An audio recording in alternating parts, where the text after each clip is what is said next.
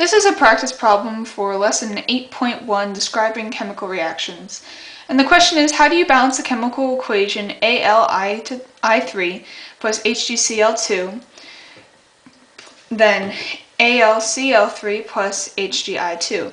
And the first step is counting the number of each element in either side of the equation.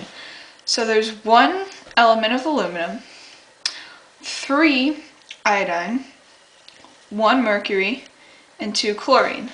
And on this side is 1 aluminum, 2 iodine, 1 mercury, and 3 chlorine. And so now you need to look at these numbers and figure out how are you going to make them equal. So aluminum is already balanced on either side, but when you go to iodine you see that they're different. So what do you have to multiply 3 and 2 by to make them the same number?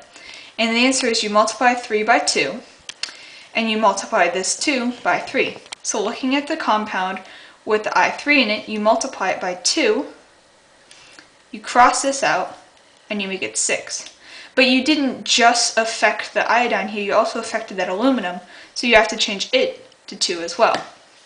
Now going on to this side, you find the compound with iodine in it, and right here, and you put that at 3. You put a 3 there. You cross this out, change it to 6, but you also have to change that mercury now to 3.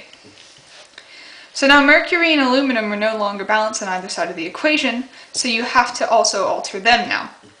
So you have to multiply this side of the equation, this compound right here, by 2 to balance out the aluminum. Now you have 2 of these. But you've also affected this chlorine here, which now becomes 6.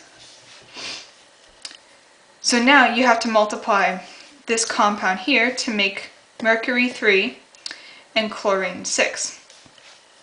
And that works out nicely. You multiply it by 3 to make this a 3 and this a 6. And now your equation is completely balanced.